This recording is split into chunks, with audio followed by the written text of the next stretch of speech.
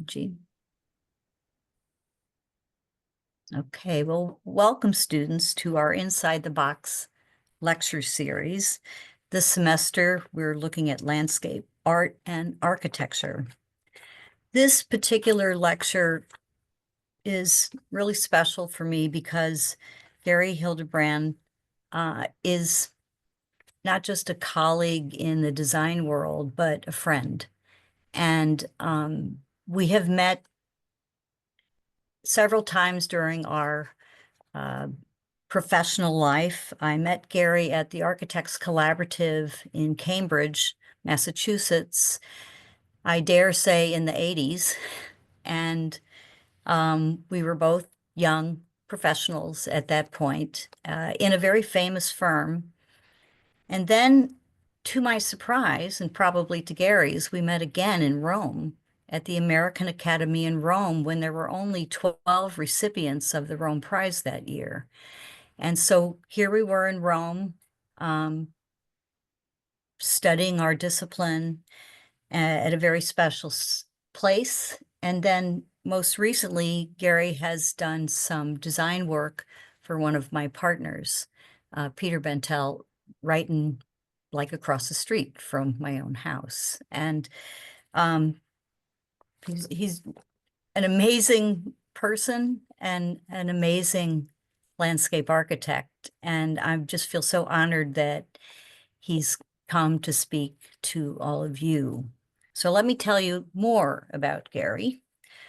He is the Peter Louis Hornbeck Professor in Practice of Landscape Architecture at the Harvard Graduate School of Design, a place you should all consider applying to, and a founding principal of Reed Hilderbrand, LLC. His firm is known for landmark projects at the Sterling and Francine Clark Art Institute, the Arnold Arboretum, and the Storm King Art Center. All of these are places to go visit, as well as being responsible for the Cambridge Urban Forest Plan and New York City's Lever House repositioning. An advocate for urban forests and design innovation, Hilderbrand, or Gary, has authored 3 acclaimed monographs and over 30 essays and curated exhibitions on landscape architecture. We would love to put some of your monographs out if you can guide us to where to find those. His honors include the 2017 ASLA Design Medal, the SUNY ESF Lifetime Achievement Award 2021, and recognition as a top design educator by Design Intelligence, really hard to do. Under his leadership, Reed Hilderbrand has received over 100 awards, including ASLA's Firm of the Year Award in 2013.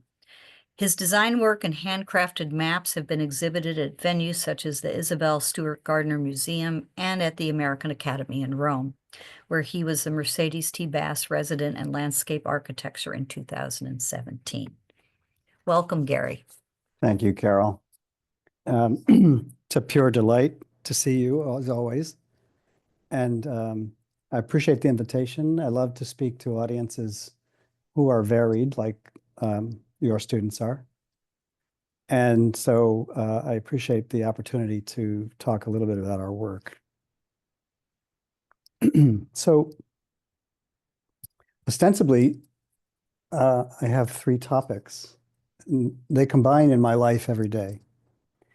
I am deeply concerned and working hard on the climate crisis. I'm deeply concerned and working hard on environmental and social justice, both in my academic life and in my professional life. And I'm also deeply concerned with the question of beauty. And sometimes I feel like I'm standing in a fog and I don't know what to do. These crises are difficult. Also, the values that place me in a position to have impact on these crises are being challenged today. So a lot of us are in a fog, but we have to do our work. The best thing we can do is care deeply about climate migration across the country, about migration that's forced by war, about cities that are too hot to live in the summer. You have to only go out at night, about desertification, which is happening everywhere. And at the same time, in dry places, we are finding too much water, too many storms. And we're unprepared to deal with those.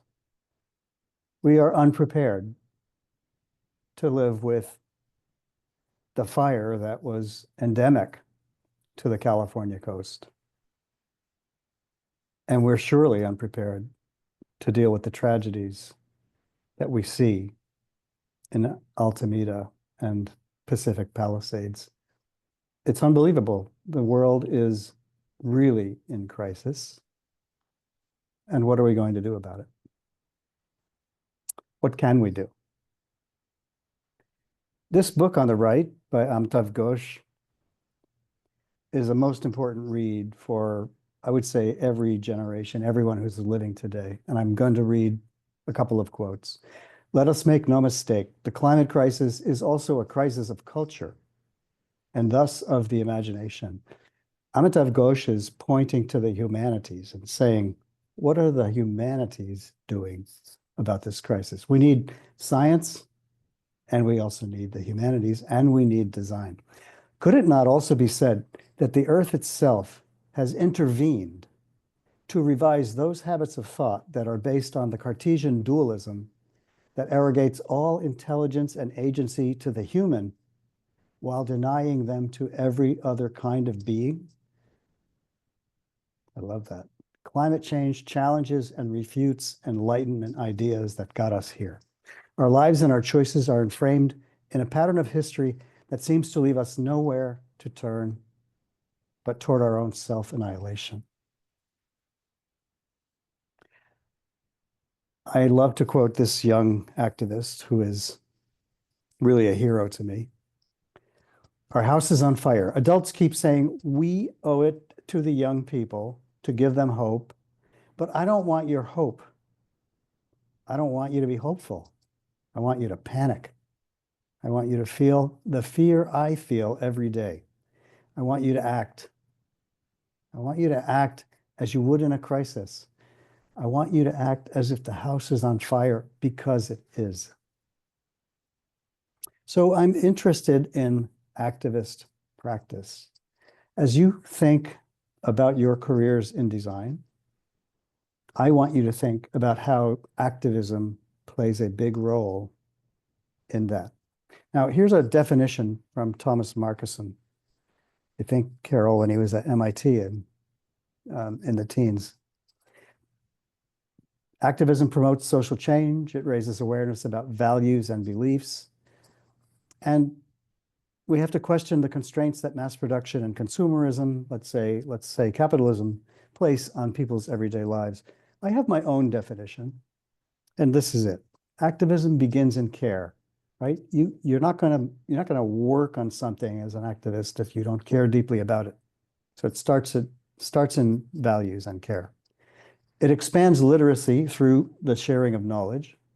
It unearths stories and it builds shared narratives. We work on this a lot in my practice. It persists through repeated application. We bring agendas to different projects. And collective intelligence, in turn, elevates voices. And we, through this work, can turn residents into citizens. What's the difference? Feeling responsibility. 2 years ago, the ASLA, the American Society of Landscape Architects, produced a climate action plan. And my firm and a number of other firms have signed on to it. We've committed to carbon drawdown, scaling up our action on carbon drawdown. We've committed to the goal of equity and attempting to empower communities through our work. And we're trying to build coalitions so that we take really collective action, which is the only way that we can produce mitigation of the climate crisis and also the the bigger share of the work that we do as landscape architects, which is adaptation. So I'm just going to demonstrate a few things through the discipline of landscape architecture, and I'm going to add the question of beauty. Two quotes from a dear friend, Elizabeth Meyer. A beautiful landscape works on our psyche. This is an old tradition, affording the chance to ponder on a world outside ourselves. Through this experience, we are decentered, we're restored, renewed, and we're reconnected to the biophysical world. The haptic, somatic experience of beauty can inculcate environmental values. Anybody not believe that? The performance of a landscape's appearance, the performance of its appearance, and the experience of beauty should have as much currency in debates about what a sustainable landscape might and should be as the performance of its ecological systems. She's putting ecology and beauty on a scale where they weigh the same. So before I show projects, I want to talk about an origin story for what I think of as activist practice. I think this starts with Frederick Law Olmsted Sr., who was, as a resident of New York on Staten Island, a farmer. There's a picture of his farmhouse. Olmsted is thought of as, a kind of founding figure for the field. But he did so many things. On that farm, he practiced what he called experimental farming.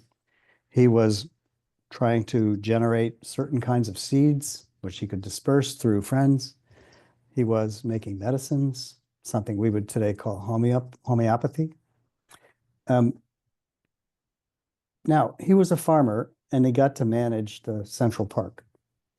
But he also is the person who convinced 12 senators to travel across the country on trains to show them why it would be important to save that rock in the Yosemite Valley.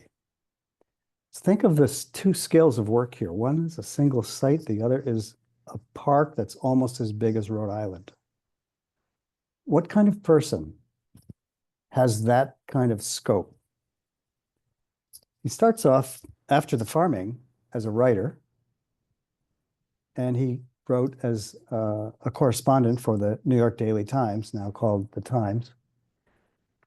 And those articles were critical of the idea that the political economy of the southern states relied on free labor. He said this is not the case, and he set out to prove it. That set of essays was then published in the Cotton Kingdom, which has been published, I would say, probably 8 or 9 times since that time. He started a magazine called Putnam's Monthly, interested in literature, science, and art. Didn't last that long. He started The Nation. That's still going, and there's Greta.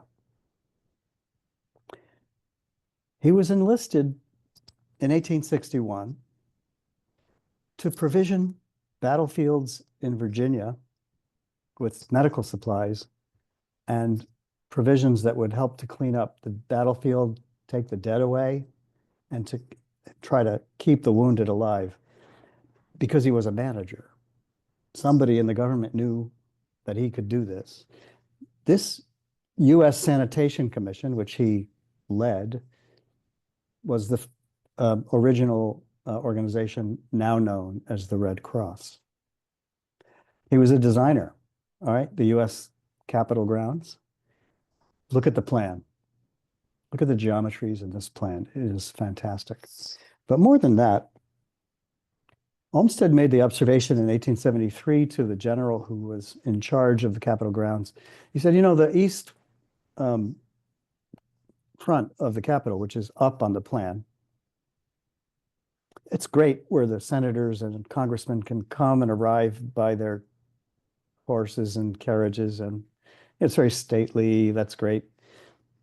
The more important part of this project would be facing west, which is down on the plan and the photo. He said, we have an expanse of horizon there that is today goes all the way across the continent. And, the continent was, I mean, the US was expanding then, right? So he said, so we need the terrace. We need a grand terrace.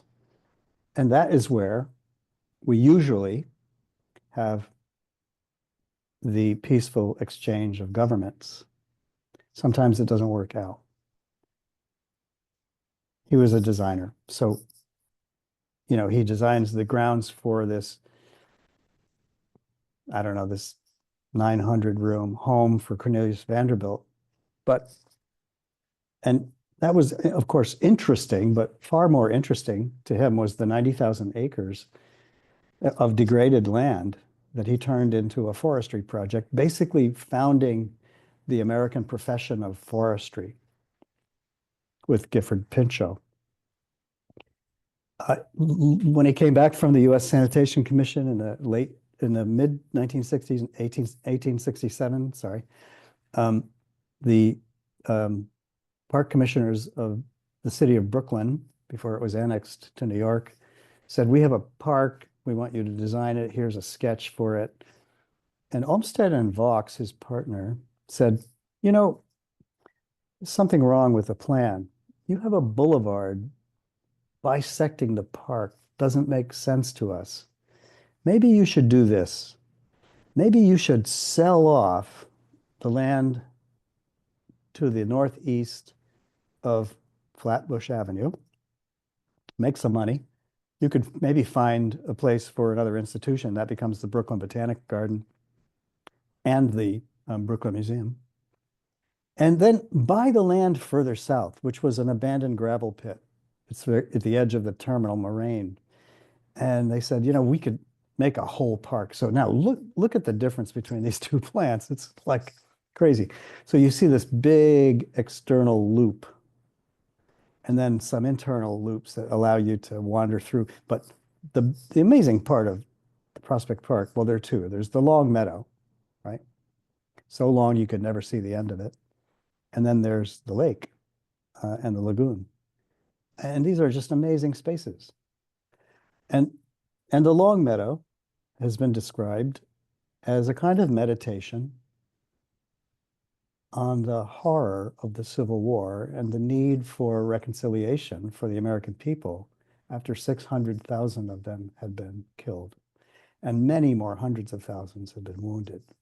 The country was morose. Everyone was grieving. And Laurie Olin posits that this was a meditative space to take people's mind off that grief.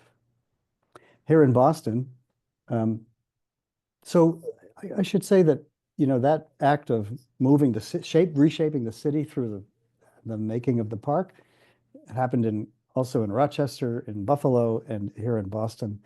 Moving the river, making sure that the park system was related to the streetcar system, that it was draining properly, and so on.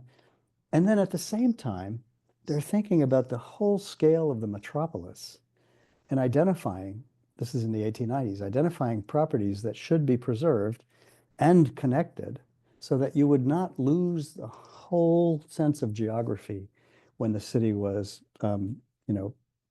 much more further developed and with greater density. So, we in Boston benefit from that. But here, let me summarize the activist practice that Olmsted invented.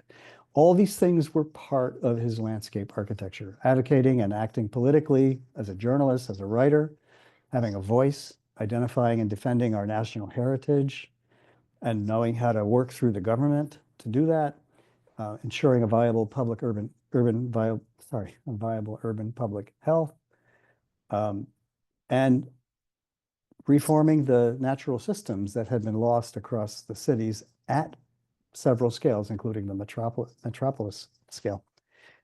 And here is the beauty part, always demonstrating through this work artistic expression and cultural relevance. So now I don't talk about Olmsted to compare myself to Olmsted. I talk about him because he literally, through all of those activities, defined what it could mean to be an activist working through the problems that cities present and turning them into the examples that I've shown, and suggesting that this is a discipline now that is the one to tackle the urban public realm.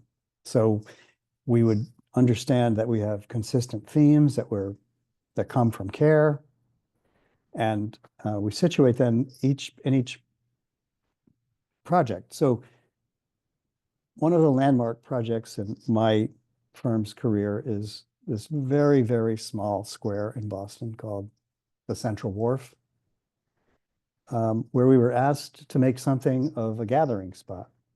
Tiny. It was a paved traffic island before our work.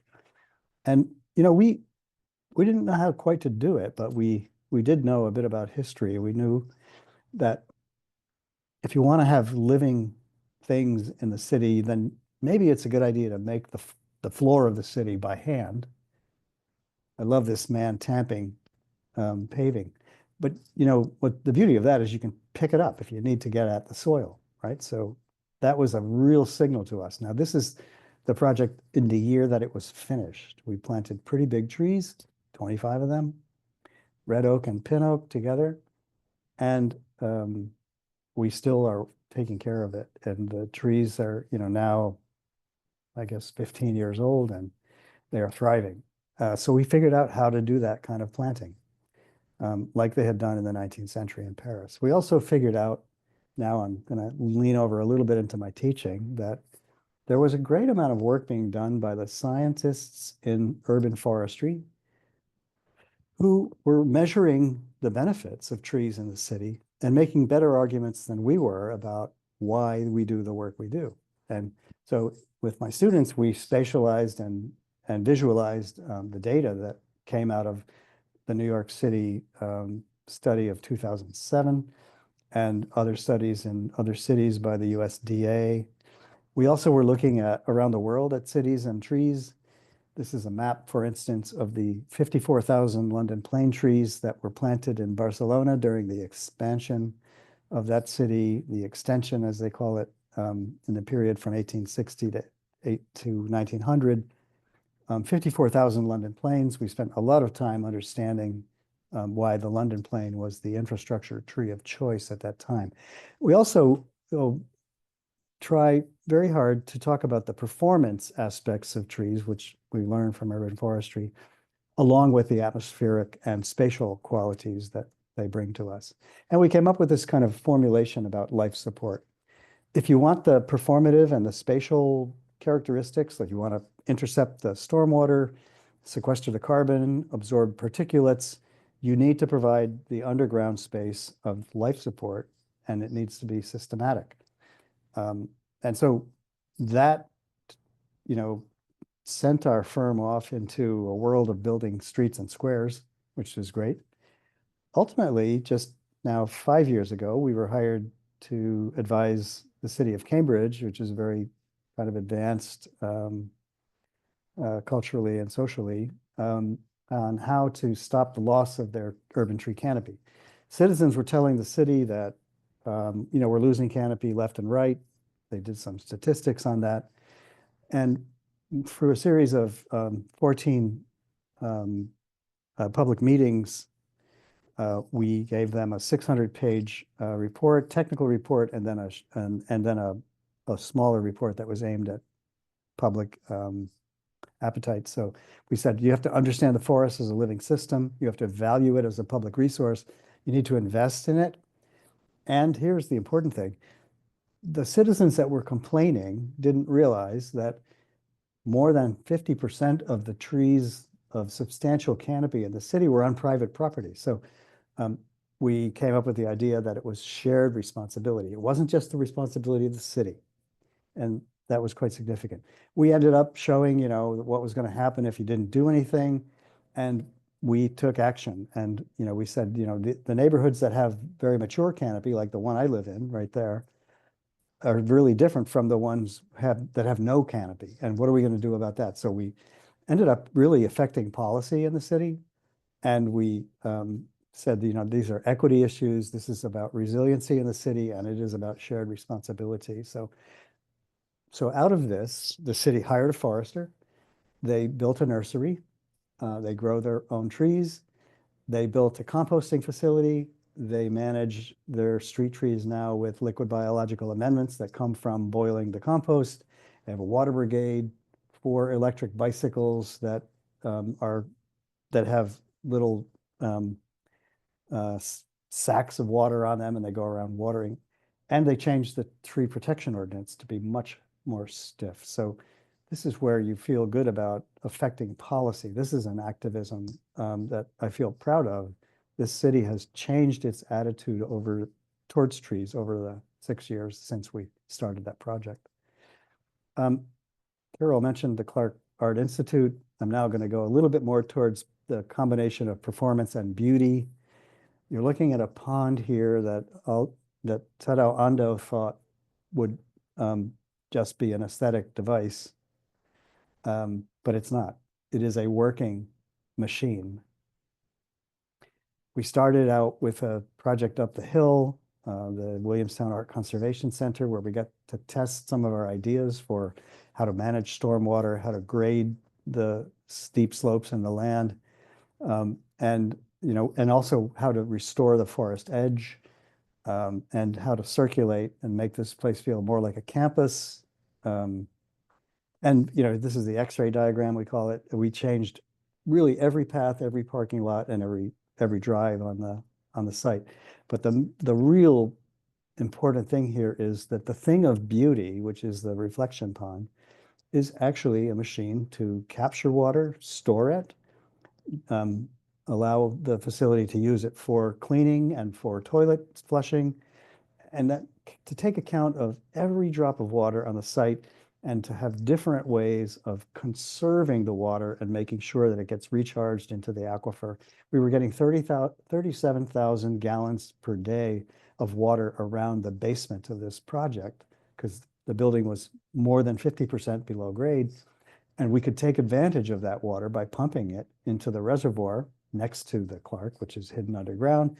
And so, you have this incredible working machine that we think makes the Clark a very sustainable place. And beautiful. I have a favorite project. I guess when people ask what's a favorite project, I talk about the project that's in my hometown.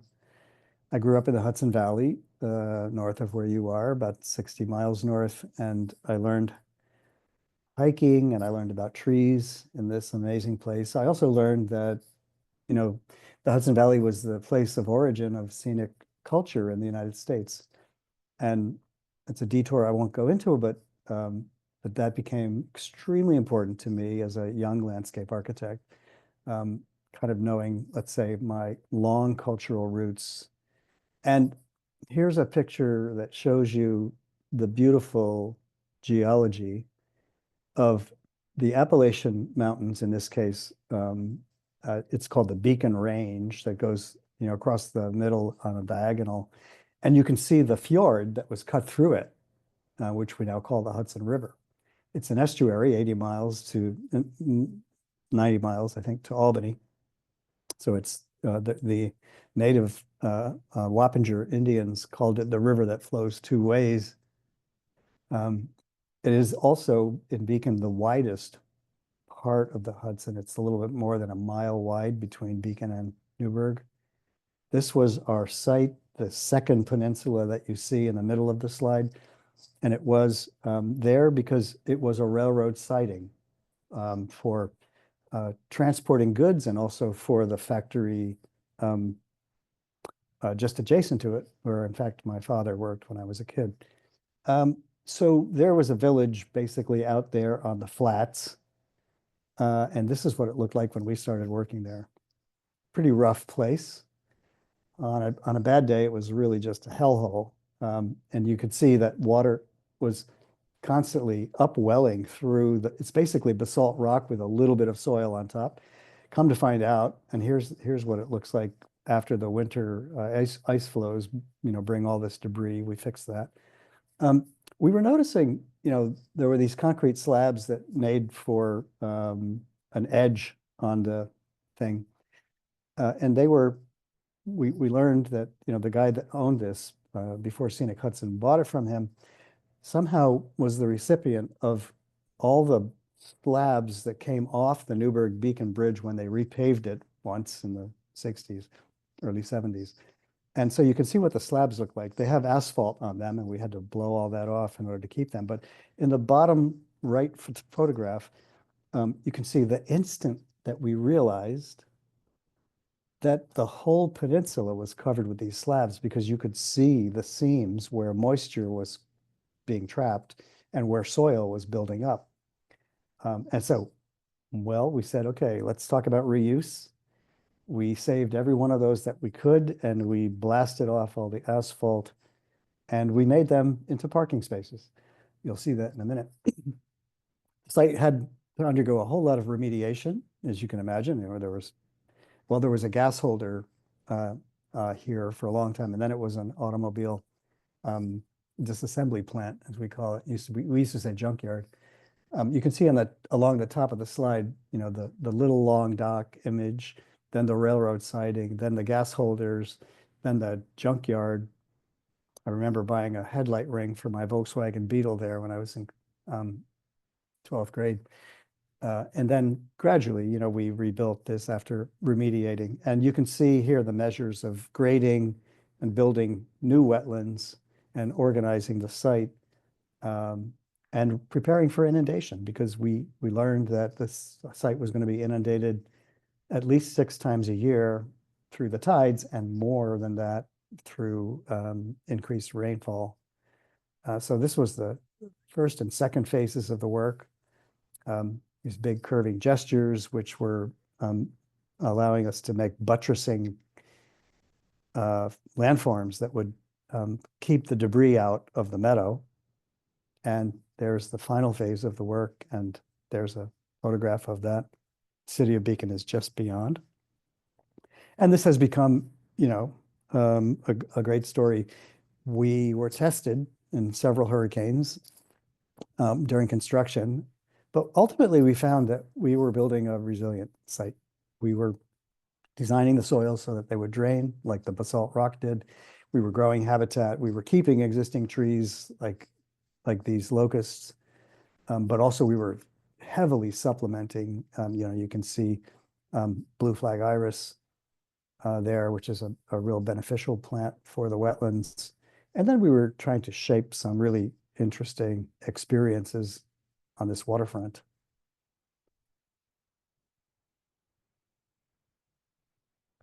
And this is a big gathering place now for Beacon. And we had the opportunity to do something a little bit similar in Boston as the South Boston waterfront was being built up. This is called Pier 4, and we inherited a project that had already a bunch of promises made. We reorganized the project, and we rebuilt the pier, but we rebuilt it in a way that allowed one to understand this kind of rough history of jettying and revetments, and also we figured out a way to allow you to walk, not on the pier, but off the pier, looking back to understand its construction. And then we also made a place where you can get down in high tide to the water.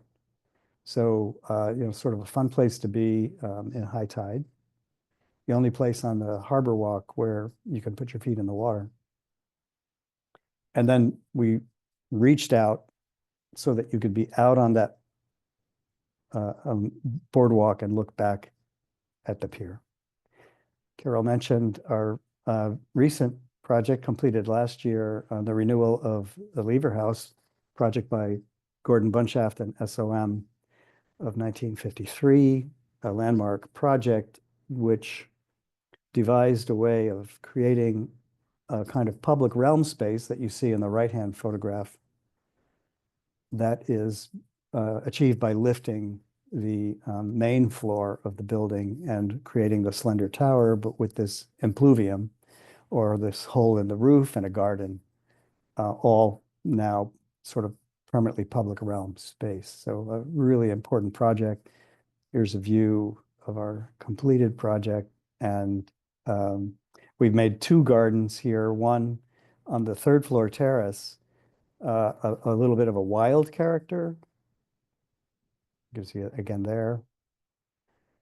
And then on the ground floor, we made a garden of the same tree. It's a white spire birch, but in this case, single stem trees in a geometric order. So a more urbane and maybe civic feeling plantation that feels like it comes right into the building. There's the wild one. And then looking back, you sort of can see the difference between the two. Okay, I think I'm going to show you two more projects so we can get to some questions. We were asked about 15 years ago to look at a meadow in northeast Ohio, which is a thriving site for bobolink hatchlings. So the bobolinks live in Chile in the winter, and they leave Chile and they come here and they nest, and then they move further north to the Ontario Plain. And it's probably the first place that they will land east of Cleveland on a site of about 70 acres of meadow, which is just about big enough that they're not prey to predators. And you can see that relationship of the Chagrin River to Lake Erie. This was the meadow, and then the outline you can see. So the edges of our site were all wooded and steep and eroding. And the middle of the site, let's say the interior of the site, was 70 acres of meadow. And we went to work saving the habitat so that the bobolinks would survive. But we also began to cite the owner's collection of sculpture. And he was continually commissioning or purchasing works by artists you'll recognize here. And we were curating this with the intention that later in his life, probably in 15 years, this project will become public under the Cleveland Art Museum, where he's a trustee. But he wanted to live there as long as he could with his family. And so quite an amazing place. There's an Ai tree on the slope. There are 5 Andy Goldsworthy projects there that we collaborated with Andy on. This was a photograph of the farm that this portion of land had been subdivided from. There's the bobolink, and we were in a position to try to understand all the beneficial things that came with a charismatic species like the bobolink, which has, by the way, a beautiful song, amazing song. There's a Anish Kapoor project along the drive, and this was actually Richard Serra's last commission before his death. There are 5 of these 6 foot wide by 30 foot tall slabs going down a hill. This is a project by Andy Goldsworthy that's covered in Virginia creeper, which turns extremely bright red in the fall. Looks like a Hershey's Kiss. This is just an old drainage way that he turned into a road, and that's a couple of apple houses which have sculpture inside of them in their basements. This is a dam with curved stone that they spent, I don't know, probably 9 months on. And there's a beautiful work of bronze by Ursula von Risingard. And this one, a favorite for me, it's by Zhu and it's obviously a reference to Asian history, but we put it in a little beach room inside a little clearing in the forest. The house is strange. It's derived from Czech cubism.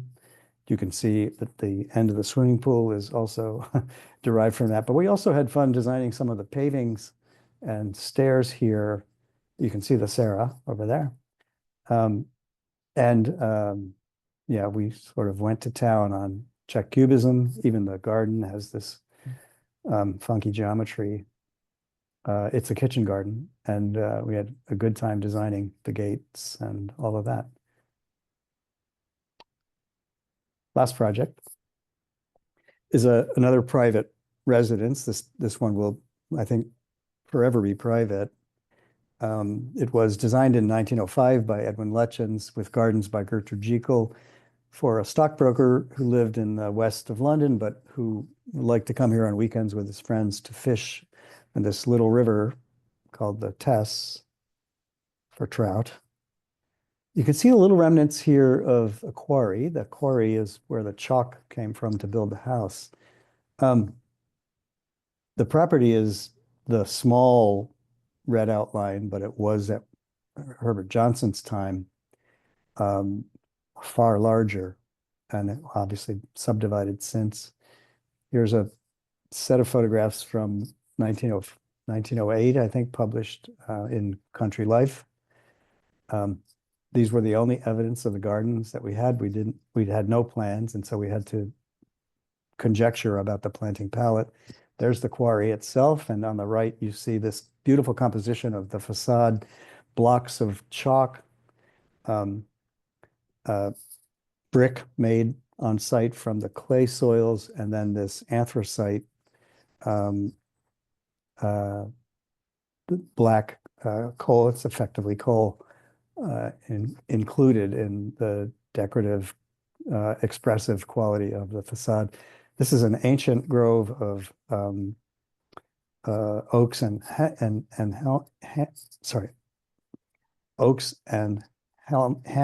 helms, which we know from the survey.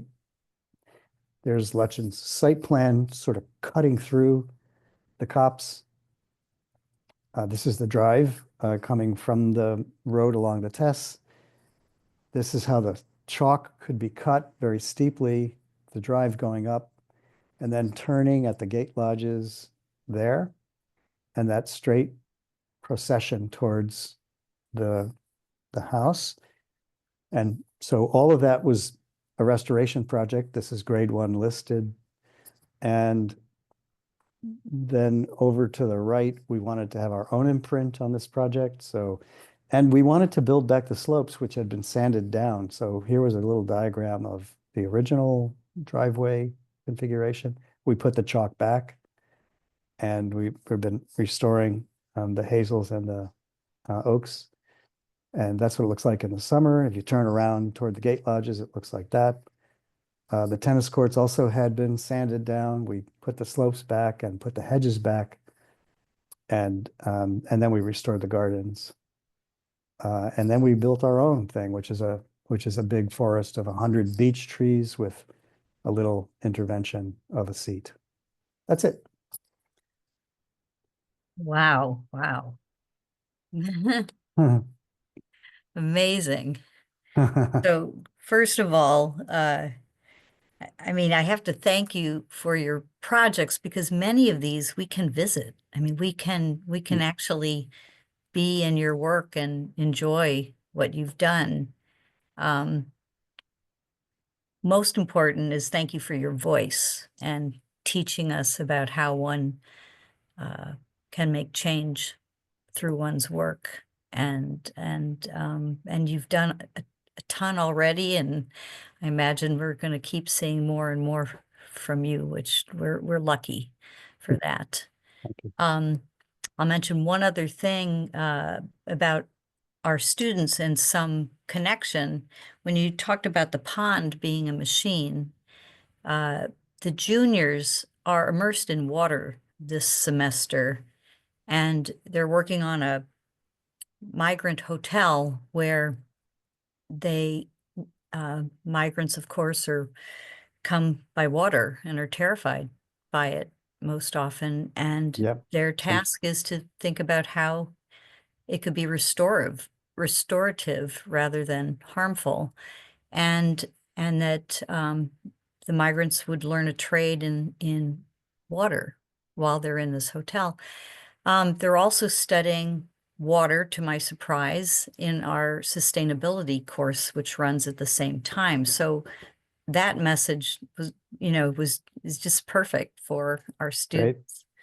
So with that, I'm going to leave it open